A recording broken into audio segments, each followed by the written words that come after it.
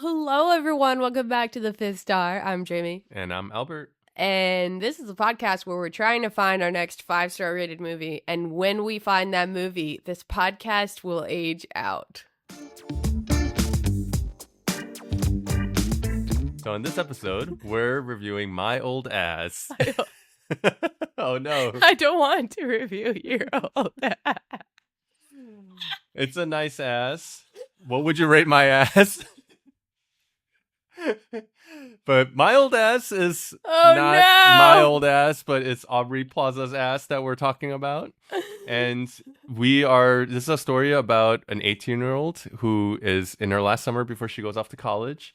And she goes into the woods and does a drug mushroom trip with her friends. And she meets herself from 20 years later when she's 39, yeah, who happens to be Aubrey Plaza. We both wrote down what we gave the movie secretly, and we are going to guess each other's score. I'm going to guess that you gave this a 3.5. Oh, I was going to guess you gave it a 3.5. Okay, so we gave it the same guess. And is that bad that I feel like I'm copying you, but I promise that really was what I was going to guess. And this is out of 5 stars. Jamie, what did you think of My Old Ass?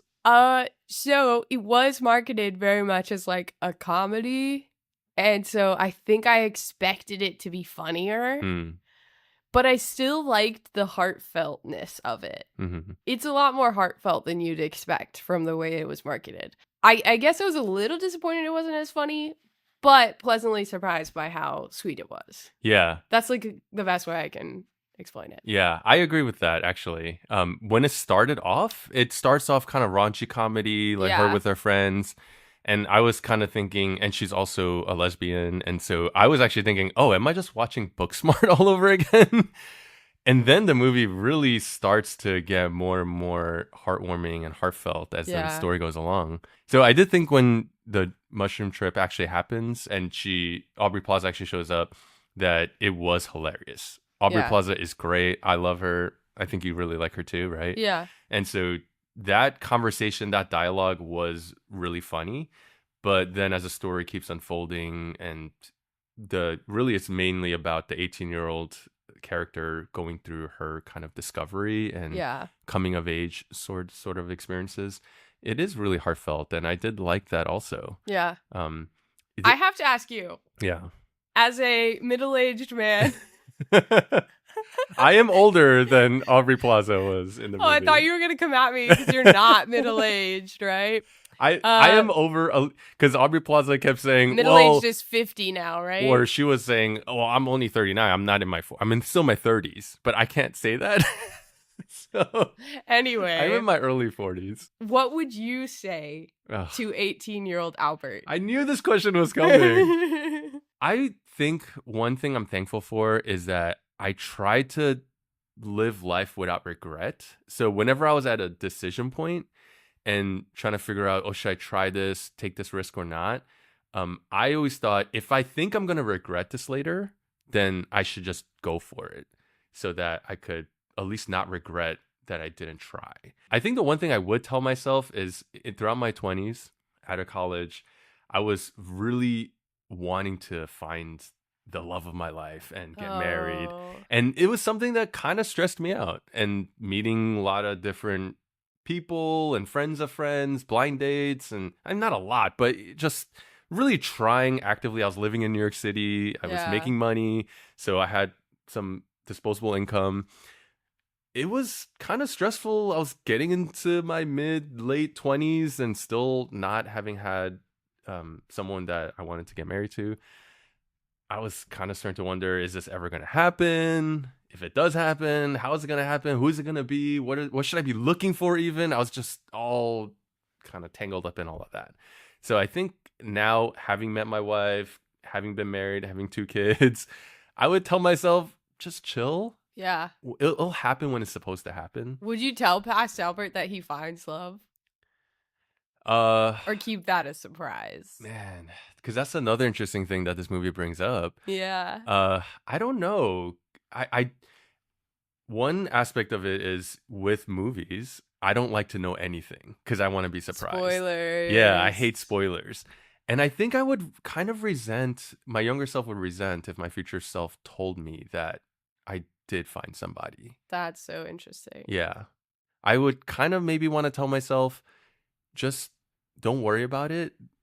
If it's meant to happen, it'll happen. Yeah. And people told me that, but it would mean something different coming from myself later. Yeah. But maybe I wouldn't want to spoil it. I don't know. What about you?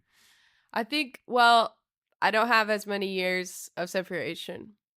You're halfway there. But anyway, yeah, you're right. But if I were to go back to like 18-year-old Jamie, I would definitely give her like a pep talk as far as insecurity and thinking too much about what other people thought of me.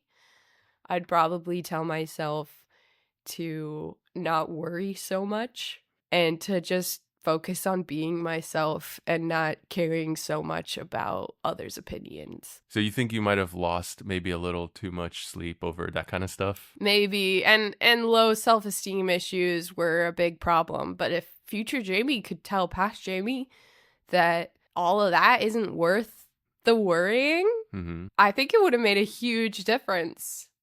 So, well, yeah. If you can meet your 20-year-old middle-aged old ass, 20 years from now, would you want to know what's to come? That is really hard, because if middle-aged me or 39-year-old me were to tell me some hard stuff, that'd be pretty dreadful, because I think the warrior in me would just get aggravated by that. And there's nothing you can do about it. And there's nothing I could do about it, so I would rather not know about the bad stuff. But if they were able to tell me, like, advice, I would appreciate that. Yeah. I mean, I think the movie does a really good job of playing with all of these kinds of questions, because she doesn't reveal everything. Yeah, the 18-year-old Elliot character, she really does want to know. She asks all the questions we would ask. Yeah. But then Aubrey Plaza kind of holds back a lot of information, yet gives her this one thing, which is just avoid guys named Chad. And that becomes a problem when she meets this Chad and slowly starts to get intrigued by him and drawn to him. And so that's kind of the conflict of the movie. But yeah, it does really raise a lot of questions of, do we want to know what's to come? And if you do, are you just going to live in dread and fear of that? And it's an interesting question. I kind of feel like, personally, I wouldn't want to know, because like if you even knew something good was going to happen, wouldn't, when that actually happens, it just end up kind of feeling a little flat, like, oh, okay, it finally just got there. That's wouldn't really enjoy that moment, right? I think Aubrey Plaza, like, hinting at the future was a good move. Okay. The hints were okay, because it wasn't a complete spoiler, so to speak. Yeah. Aside from that, she also tells her, invest more in your family, because she's about to leave and go to college in the city. Yeah. And so she tells her younger self, invest in your mom, spend more time with her, because our mom is awesome. And teenage version is like, really? Our mom's kind of lame. And so it's a cool perspective shift that we get to see the main character go on, of seeing, the qualities in her younger brothers and really appreciating her life on this farm far more than she had previously.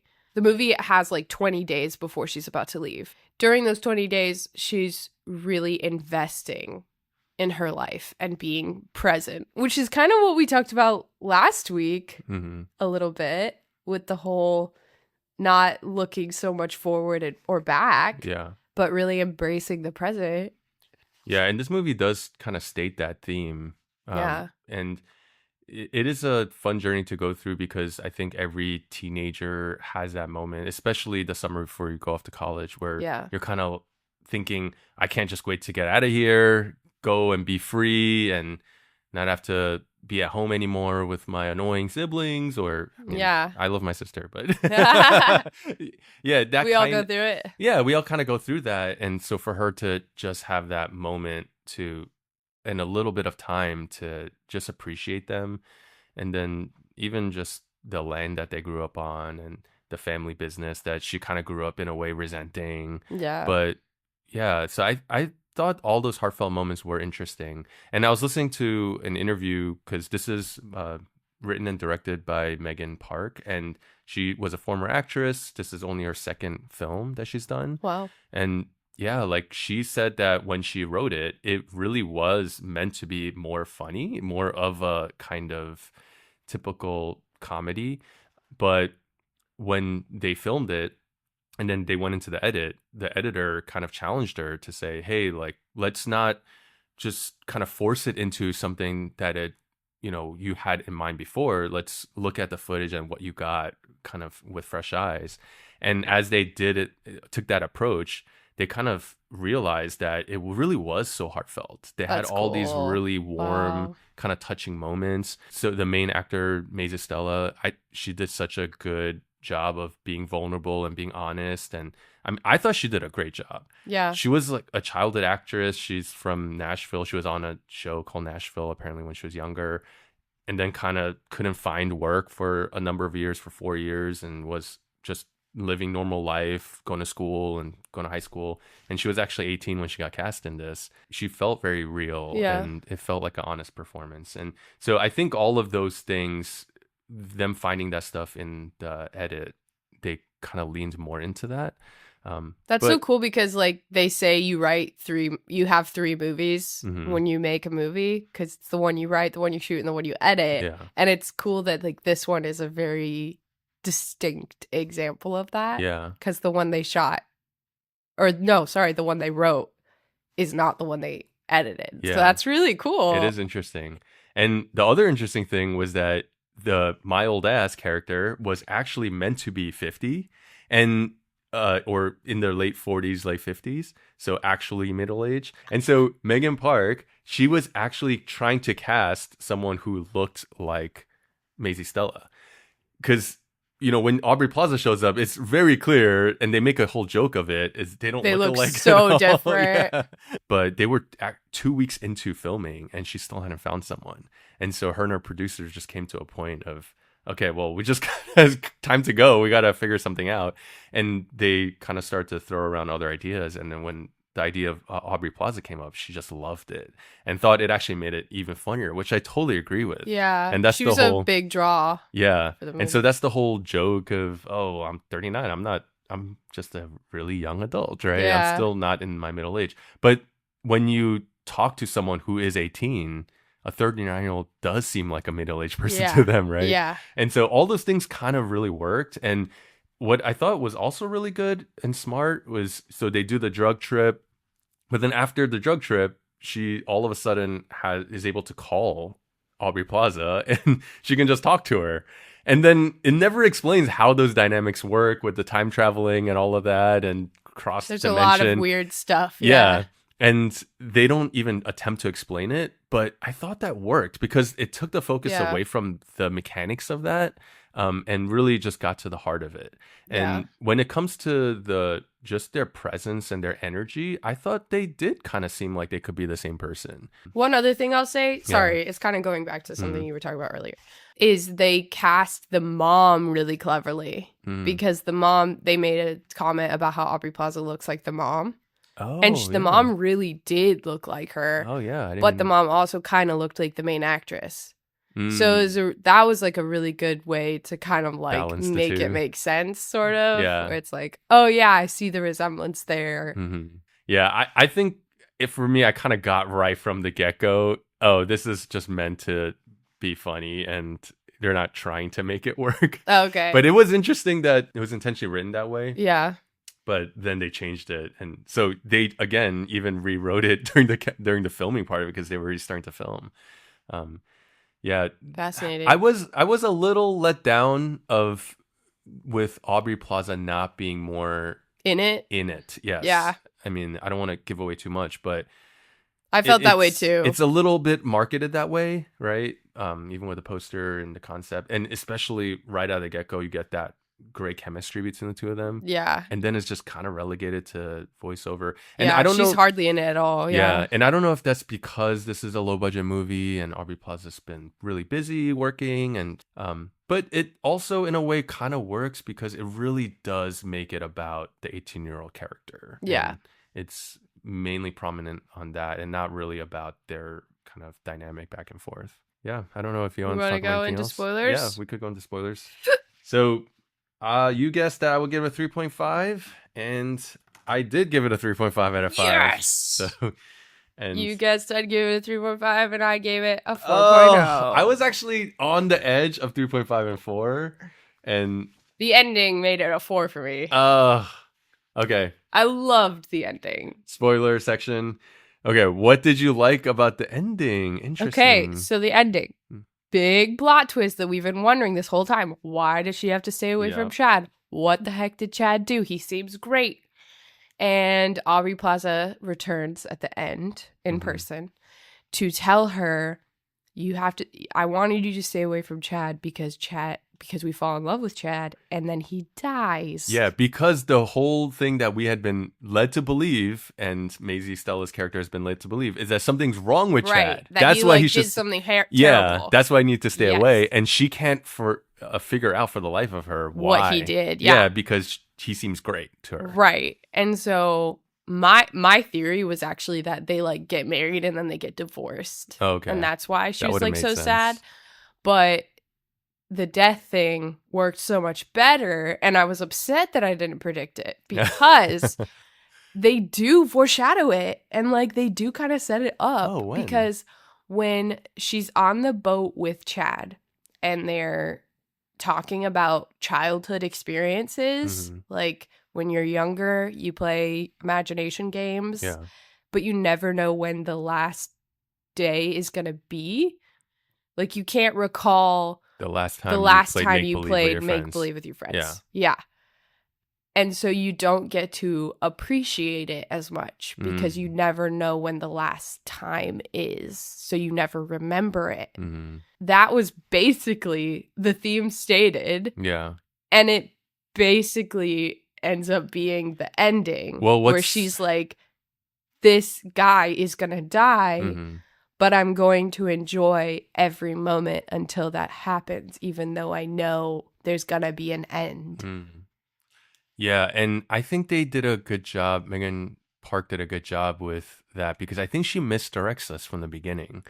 Because you could tell Aubrey Plaza is kind of a little sad about something. Even the 18-year-old Elliot tells her, like, I don't know, you just seem kind of sad or not really happy. What's wrong with us in the future? Yeah. And you think that it's the mom who dies because she's always pushing. You need to, the mom's great, all that stuff. And then she does tell her, no, don't worry, mom's fine. She's very much alive. But I kind of thought, oh, maybe she was lying or maybe she's still alive, but she has cancer or something like that. Yeah. So I kind of thought it was about the mom and not really about, the husband's going to die and they're going to get married. Yeah. So it really does kind of surprise you. I really liked the thing that he was saying on the boat about you never know the last time. Because the same conversation happens with the mom where she talks about, I used to rock you all the time. And one day I put you down. And then you just said crib, I put you down, and that was the last time I rocked you. And so to me, the thing that I take away the most, that touched me the most, was just this idea of you never know when it's the last time you're going to do something. Yeah. And so to really appreciate each of those moments. Yeah. You were even sharing yesterday about how like your kids can't ride their kid bike anymore. Yeah, they're riding their grown-up bikes. And you like never know when the last day they're going to ride their kid bike is. I know. Because I was looking at a video of it that Google Photos put up as a memory reel. And part of me that think I don't miss the last time I had to rock my kids to sleep. It was kind of not fun. Wow. So I don't really have any nostalgia for that.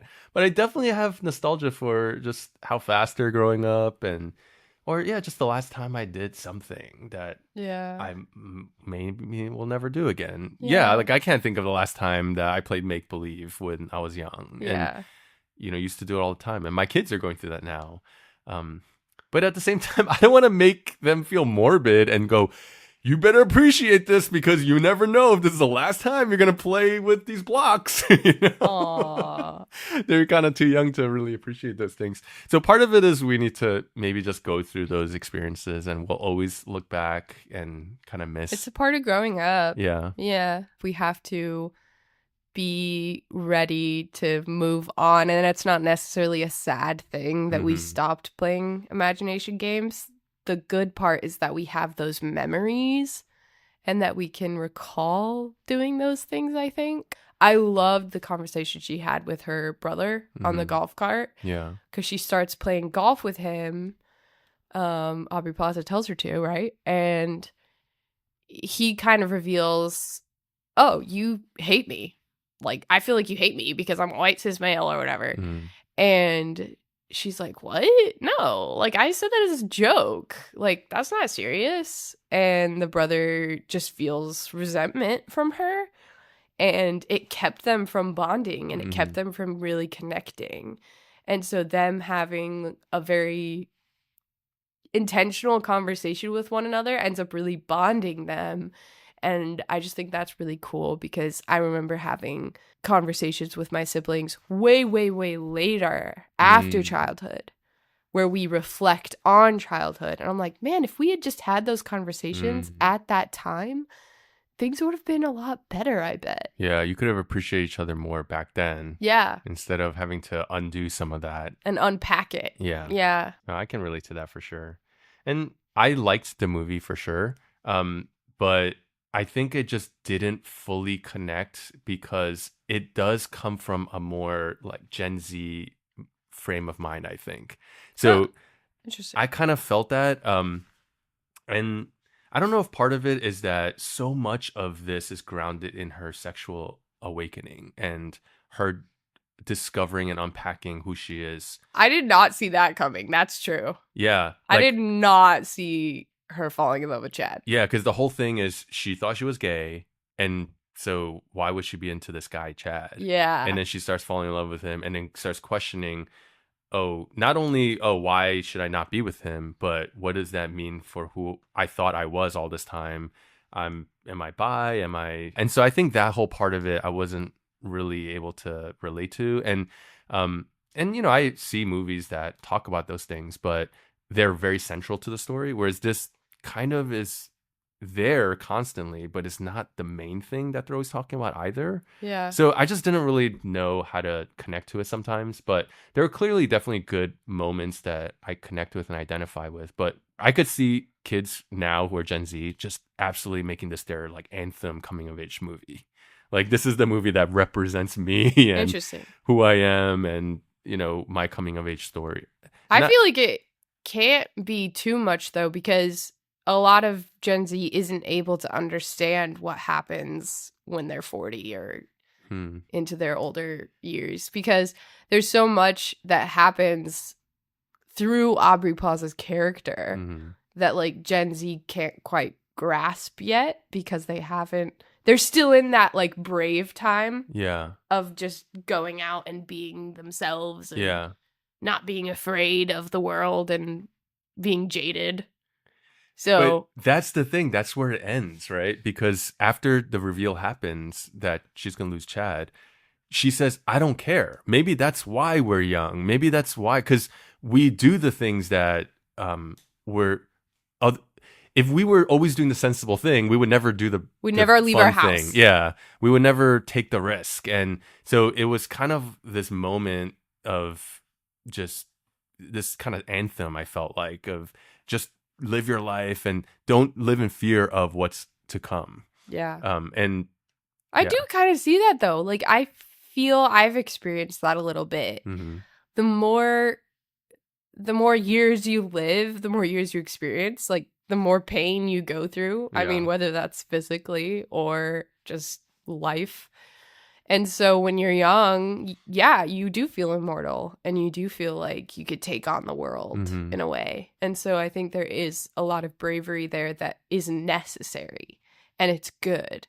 So I liked that this movie kind of pointed that out. Yeah. It was kind of cool. Yeah, because it was saying knowing everything to come is not necessarily a good thing. Yeah. That might keep you from living life to the fullest. And, And here he says that, like, I just thought worrying would keep me from experiencing pain. And it's kind of similar here where she's not worrying. And so she's okay with experiencing pain. Yeah. And it does raise that question of if you knew the person that the love of your life was going to die, and it was going to be so painful. And maybe that's part of it. I've not experienced that kind of loss and grief.